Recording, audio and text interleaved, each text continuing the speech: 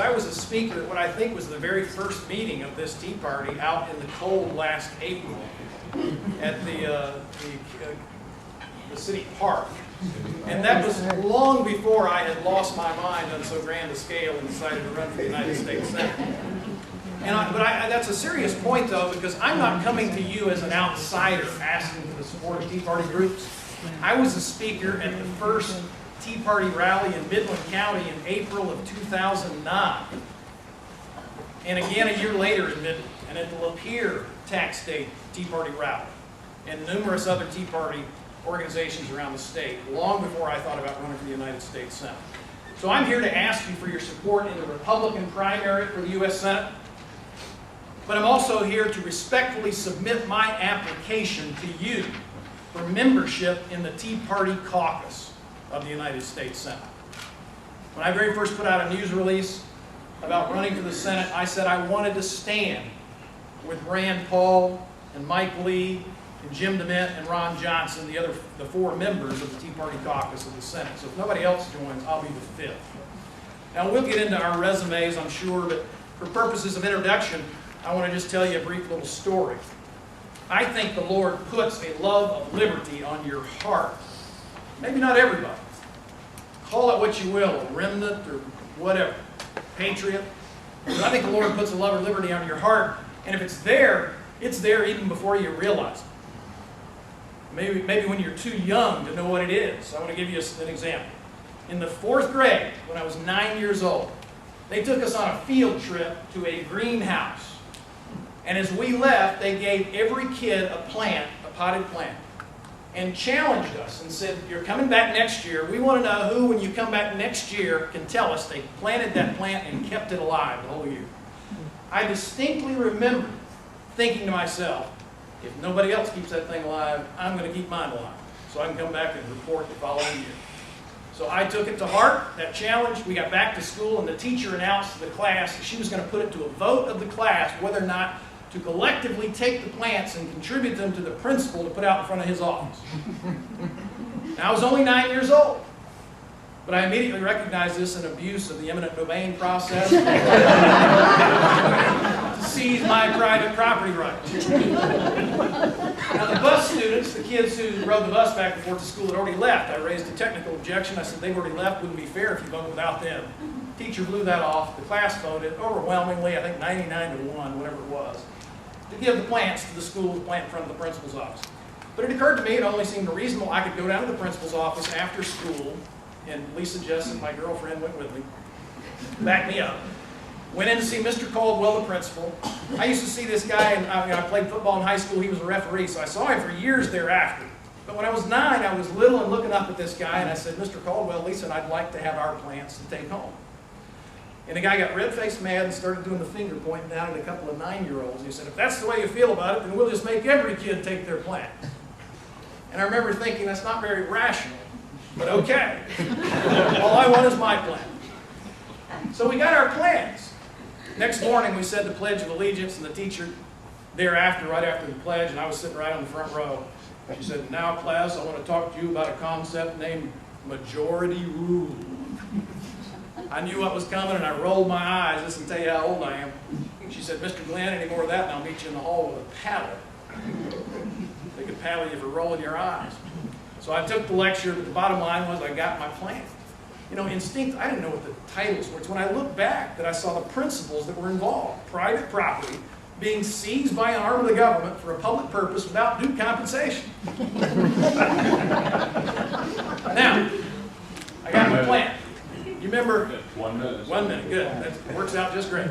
You remember how the old dryer exhaust used to come out of your house? Where your dryer was? I figured, you still got that? I figured, there's my secret. I'm going to plant that plant right under that dryer exhaust. It's going to keep it warm all winter long. I'll be able to go back next year and tell them I kept the plant alive. So I put it under the dryer exhaust. 3 days, burnt to a crisp. But in a free enterprise economy, don't I have the right to fail and learn from my mistakes and therefore become better and perhaps hopefully become a more productive member of society?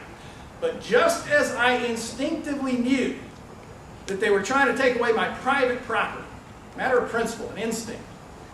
It was then not my instinct to go back to the school and ask for somebody else's plan for a bailout. I just learned my lesson. Thank you. I decided to run for the United States Senate because I love my country and my country's in trouble. When Richard Nixon, I was an undergraduate at Tulane University in 1970 when Richard Nixon had the lottery for the draft.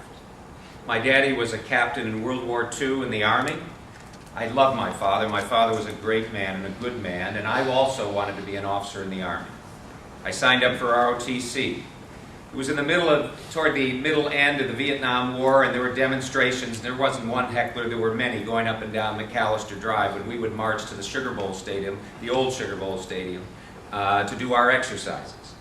That day in 1970, Richard Nixon drew my birth date, and I had a 295 number. That meant I didn't have to go to Nam. That meant I didn't have to go serve. I could have been like a number of other of my classmates and bailed. But I learned from my father, who had taught me great things about our country, that you got to be willing to take the risks to do the things that are right. So I went to my commanding officer in the barracks and I said, I'm staying. And I signed up and I became a commissioned second lieutenant officer in the United States Army, the Transportation Corps. I had all my life, for the last 40 years, has been a story of only three things. How do you spread freedom even around the world? How do you help people and create opportunities for the future? And how do you have the courage to stand up to the status quo and the establishment in order to get the right things done? And my whole life has only been about those three things. And every time I was asked, if my mom was still alive, she'd say to you that of her four children, Clarky was the hardest to raise. I was always challenging authority.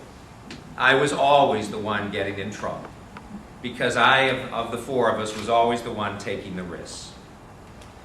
But when hard jobs had to be done for different reasons, and I think Gary's right, God has His own way of preparing people for different things along the line. So when George Roche became the president of Hillsdale College, how many of you are familiar with Hillsdale College? How many of you get in Primus? When George Roche was hired at Hillsdale College to be the president, he had a great vision. I know because George had participated in a program that I had been doing down in New Orleans as an undergraduate before he became president of Hillsdale. And George had a great vision of how do you take the ideas of freedom and take them to every corner of the world, frankly, and how to do it in the framework of a great school. So not the first one, but one of the first calls that George made after he was president of Hillsdale, he called me up in New Orleans and said, would I come to Hillsdale? And I said, George, I've made a commitment to serve in the United States Army, and I'm on my way for active duty for training in October, and I won't be able to come. And he said, well, here's what I want you to do.